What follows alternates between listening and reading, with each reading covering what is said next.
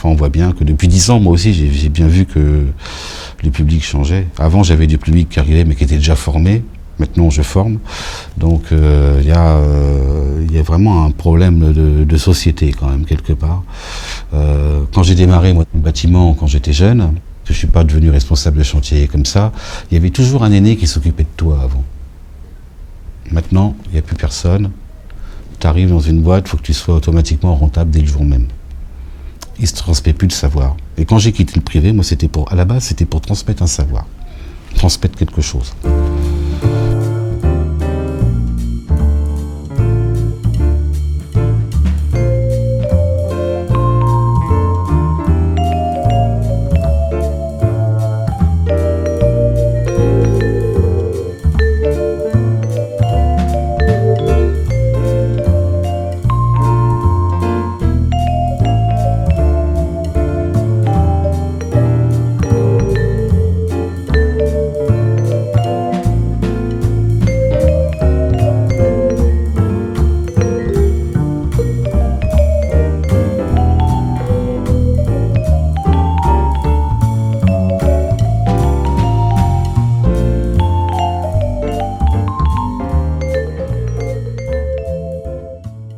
Alors le projet de la régie, il est très, très vaste. Enfin, moi je dirais que chaque habitant des quartiers trouve sa place, participe à la vie de la cité et soit réellement acteur de sa propre vie, mais avec d'autres, avec ses voisins, avec les associations, avec tous les acteurs qui composent la cité, et qu'ils participent et qu'ils ne soient pas effectivement simples témoins ou spectateurs ou personnes qu'on ignore parce que sans travail, sans droit. Pour moi, le lien social, c'est la première étape vers la citoyenneté. C'est-à-dire il faut d'abord être en lien, accepter l'autre tel qu'il est, avec ses différences, pour petit à petit, en même temps, s'intéresser à son quartier, c'est-à-dire travailler concrètement pour certains d'entre eux, par exemple à la propreté publique ou au nettoyage des cages d'escalier, et petit à petit faire que la personne, elle rentre dans une démarche citoyenne. On a réellement beaucoup d'énergie qui sont mises dans nos missions techniques, qui sont attachées à des activités commerciales, qui maintiennent, on va dire, les équilibres budgétaires de notre structure. On essaye toujours de faire vivre en parallèle des activités sociales dans lesquelles peuvent, on va dire, s'investir nos salariés et les habitants d'une manière beaucoup plus large. Les régies de quartier sont des dispositifs qui ont un caractère économique d'un côté et donc la préoccupation de la vie sociale et citoyenne. Et la formation, elle touche à ces deux aspects. Bien souvent, l'acquisition de savoir-faire dans le cadre d'une formation peut être la clé à la réussite d'un parcours professionnel. Tout du moins, ça permet aux salariés d'avoir des outils qu'ils n'avaient pas avant de rentrer chez nous, de manière à pouvoir se confronter au marché du travail. Il y a une action phare, ce sont les stages acteurs. Un habitant, un bénévole, un administrateur, un salarié, quel que soit son statut, en parcours d'insertion ou permanent de la régie, peut s'inscrire à un stage acteur qui est organisé de la manière suivante. En fait, c'est 2 regroupements dans 2 régies d'accueil différentes. 2 modules de formation qui correspondent à 2 préoccupations essentielles du dispositif. Premièrement, connaître la société dans laquelle on vit, sa place de citoyen. Alors ça signifie maîtriser comment fonctionne la société qui est la nôtre. Et un second module, c'est celui qui concerne la vie économique. Une régie de quartier, c'est aussi une entreprise. Et ça permet des belles rencontres entre différentes régies, ça permet de puiser des idées, soit en termes de prestations, mais aussi de lien social, et de pouvoir vraiment impliquer les salariés dans le projet de la régie. Et le principe, c'est que chacun va voir dans une autre régie comment ça fonctionne, avec une double vocation. Il s'agit à la fois pour les personnes de se repérer dans leur environnement professionnel ou bénévole, mieux connaître les régies, mieux connaître leur quartier. Et puis il y a une dimension éducation populaire qui traverse en fait un peu en fil rouge les actions de formation portées par le réseau. Alors au cœur de cette préoccupation, c'est la citoyenneté. Parce que on peut toujours former pour acquérir telle ou telle compétence professionnelle. S'agissant de la citoyenneté, c'est découvrir quelle est la responsabilité personnelle que l'on a vis-à-vis d'une société dans laquelle on œuvre. C'est assez rare dans les circuits divers d'insertion ou autres qu'on donne cette possibilité à des acteurs du dispositif de bien le connaître et le maîtriser. Donc c'est une formation, mais c'est une ouverture, et l'ouverture c'est de la formation pour moi.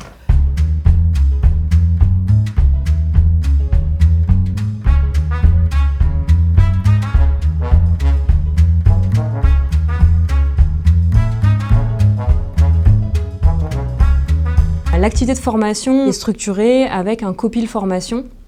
Le principe, comme sur tous les autres pôles du réseau, c'est qu'il y a un lien entre le travail que font les salariés au réseau et le conseil d'administration. Et c'est le copil formation qui définit les grandes orientations, et il peut y avoir des groupes de travail, des commissions en fait, sur 3 pôles on va dire. Le pôle formation du réseau qui propose le plan d'action de formation du réseau, l'animation de la commission nationale paritaire emploi-formation et l'organisme de formation Passage, puisque le réseau a créé il y a 2 ans un organisme de formation non propre. Le réseau propose des formations qui permettent à la fois de donner ces formations, mais aussi de le faire dans la mutualisation. Les gens échangent entre eux et leurs questions sont gardées au sein du CNRQ pour pouvoir profiler des formations aussi ajustées que possible localement.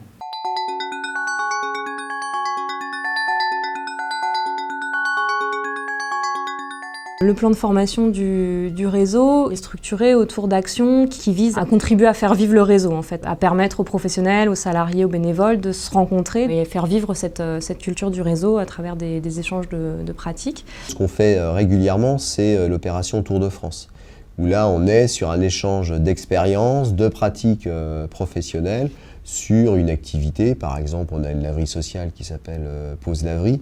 Donc on a reçu à de multiples reprises d'autres régies qui ont un projet de création. Il y a tout un programme qui nous est proposé effectivement par semestre.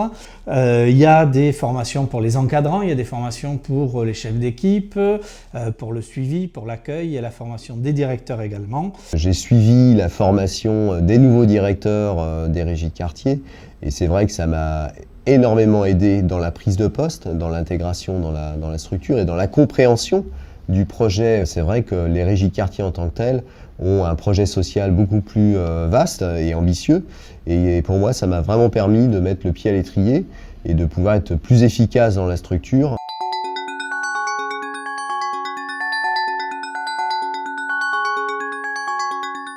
Alors la CPNEF, c'est un organisme paritaire composé à la fois de représentants des employeurs et de représentants des salariés. C'est un organisme aussi paritaire qui fait que la présidence est tournante. Chaque année, elle change. Le rôle de cette commission, c'est de discuter des orientations de la branche professionnelle pour la formation des salariés, autant des salariés aux conditions précaires que des salariés qui sont en CDI dans les régies de quartier. Au niveau du réseau, on a en fait une convention collective qui précise que les régies versent ce qu'on appelle une surcotisation de branche.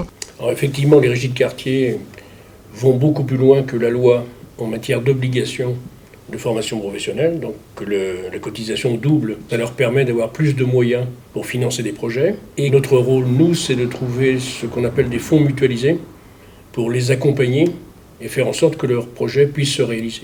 Ce qui est important, c'est de pouvoir financer des projets que l'on estime intéressants, innovants et porteurs. Et notamment, on sait qu'il faut faire plus en direction d'un public qui est le public accueilli notamment par les régies de quartier, qui est un public extrêmement fragilisé. Il y a une action qui a été emblématique sur les emplois d'avenir, l'effort qu'a fait Uniformation. On est partie prenante, et le syndicat est vraiment partie prenante, mais ils ont dégagé une enveloppe assez importante sur la formation, sur faire le pari que des jeunes qui sont en emploi d'avenir peuvent se former pour avoir un projet professionnel. Et quand c'est toujours une orientation, c'est toujours une orientation vers l'emploi, mais là c'était, on a quand même dans les emplois d'avenir une notion de résultat. L'action est vraiment très positive, puisque sur 8 jeunes, il y en a 6 qui ont trouvé leur voie, et ça nous semble vraiment une réussite, parce que c'était des jeunes très très loin de l'emploi. Ils ont gagné en compétences, ils ont gagné en courage et en motivation, et puis surtout ils ont gagné en confiance en eux, quoi. Ils savent qu'ils sont capables d'avancer maintenant dans la vie, et quand ils sont rentrés, certains pensaient qu'ils étaient des incapables, des moins que rien. C'est des choses qui revenaient régulièrement. Aujourd'hui, personne ne dit ça sur le chantier. On est très très fiers d'avoir réussi cette première année d'expérimentation et nous espérons bien que cette action pourra être reconduite l'année prochaine pour 8 autres personnes, 8 autres jeunes qu'on pourrait accompagner. Ils ont un dynamisme, voilà, et c'est aussi bénéfique pour les régies. Ça...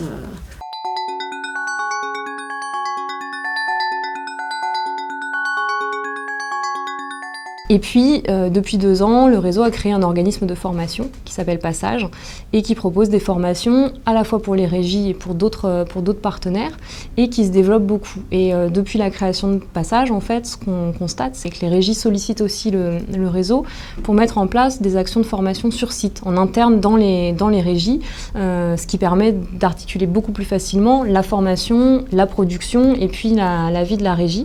Donc ça, c'est une nouveauté et c'est aussi quelque chose qui permet de voir au niveau du réseau le formidable effort de formation que font les régies en fait. Ce qui est spécifique à l'organisme de formation Passage, c'est de pouvoir répondre à une demande par rapport aux besoins d'une régie en particulier, avec un travail de fond qui peut être fait au niveau de la formation, une vraie collaboration avec la responsable pédagogique, avec tous les gens qui travaillent sur Passage. Ça peut être des formations complémentaires, ça peut être une évolution pour poser les savoir-faire, les connaissances et que le salarié puisse partir vraiment avec un beau bagage.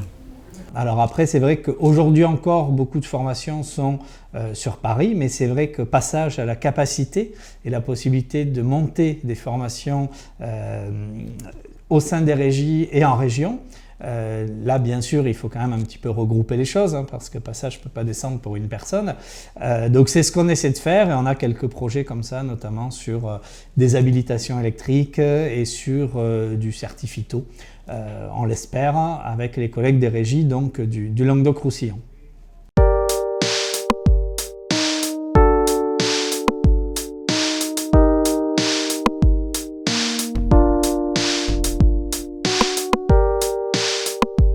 Dès l'accueil du salarié dans la structure, il y a un contrat de travail qui fait référence à la formation, il y a un règlement intérieur qui fait référence à la formation et on sait qu'on vient à la régie pour un temps limité et que dans le discours, ce que l'on dit, c'est qu'on vient y prendre, il faut en prendre un maximum dans le peu de temps finalement on est ici. Notre attention, elle se porte surtout sur le parcours de la personne, à savoir comment sortir de notre structure avec des outils mieux armés et grâce à des passages en formation. Alors les passages en formation, ils démarrent, on va dire, sur de l'acquisition de compétences de base, hein, de lecture, écriture, savoir compter. Donc là, on est plutôt sur le dispositif illettrisme. Nous avons des partenaires qui vont s'adresser à notre public en partant de leur réalité de vie, en partant de leur réalité de travail. Ce n'est pas des choses plaquées, ce n'est pas d'apprendre scolairement, c'est vraiment partir du vécu des personnes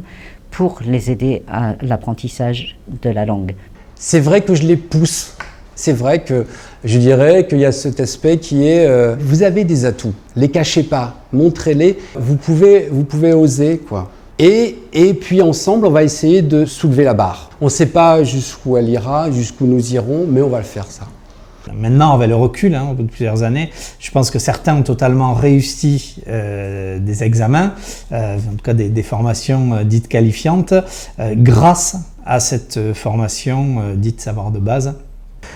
Et puis après, il y a tout ce qui est plus professionnalisant, hein, qui est en lien avec les activités techniques sur lesquelles les personnes sont positionnées ou en lien avec leur projet professionnel. Donc, alors vous allez me dire, ça sert à rien. Ben alors si, ça sert doublement, ça vous sert dans votre travail, puisque vous allez apprendre à travailler en toute sécurité. Je vais faire tomber quelques idées fausses sur l'électricité, parce que souvent il y a des accidents qui ont lieu avec l'électricité par méconnaissance du risque. Ça permet, alors si j'en reviens à des choses concrètes, ça permet de mettre sur votre CV que vous avez passé une habilitation électrique BS. Donc si moi je suis un employeur et que je vois ça, bon bah je me dis, il a réussi déjà les 2 jours en formation.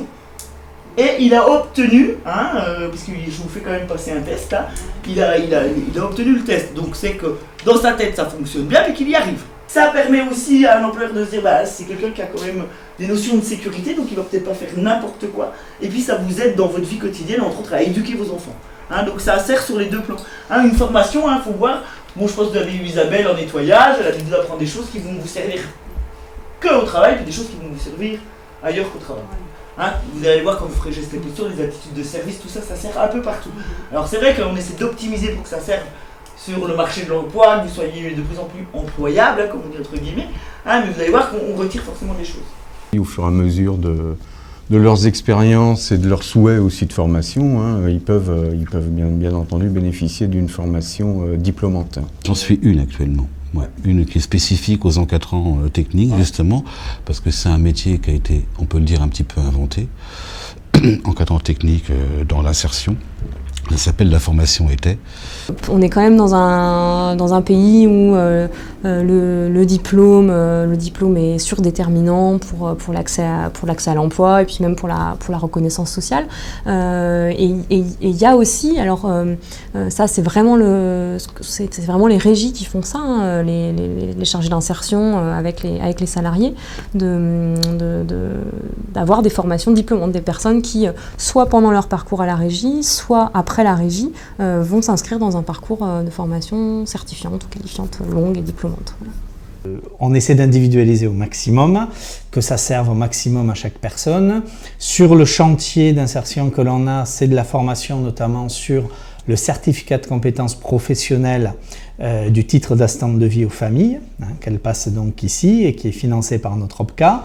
De la même façon, sur les activités économiques, là ça peut être différentes choses, hein, ça va, j'allais dire, du permis poids lourd en passant par des CACES.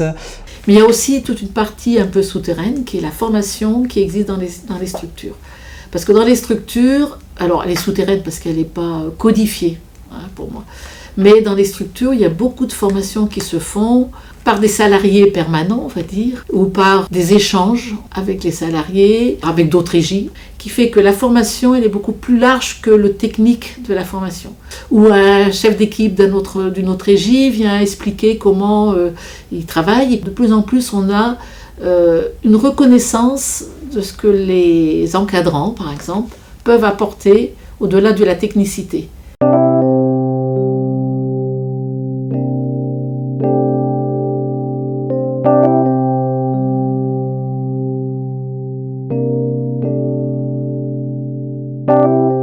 Alors on leur promet qu'avec le travail, ce sera déjà une porte de sortie. Mais chez nous, ce sera, on est bien d'accord, ce sera un certain temps, hein, car on ne reste pas à la régie. On a des encadrants et des chefs d'équipe qui restent justement pour former comme tout le public permanent qu'on a. Cela dit, il faut qu'il joue le jeu. Il a de 8 mois à 24 mois pour pouvoir établir son projet professionnel.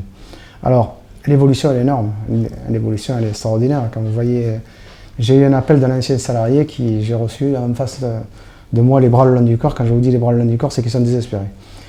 Il m'a téléphoné hier en me disant qu'il est rentré dans une commune, donc une mairie où j'habitais, qui est dans le Gard, à Sommières. Il a été embauché pour 3 ans, contrat d'avenir. Il a fait 24 mois chez nous car il était loin de l'emploi. Donc on en a fait un ouvrier qualifié. Donc là, c'est un exemple qui, je dirais, est vraiment la réussite de ce que doit faire la structure. Voilà. Nous, on n'est pas une multinationale, on ne va pas se répartir les biens. Quand on finit, comme on a fini avec 30 € d'excédent cette année, ça va. Tout le monde a eu son job, tout le monde a été payé, mais on a eu un maximum de sorties positives, qu'on appelle. Ça en est une. 80%. De 4 fautes. Non. Faut jamais... Désespérer. Non, pas désespérer, non. On peut désespérer, on a le droit. Non, vous avez un mauvais réflexe qui est de vous maltraiter, de dire je suis nul, j'y arriverai pas. Faut tenter, faut faire du mieux qu'on peut, et c'est pas la peine de se critiquer soi-même. L'autocritique, c'est pas très bon.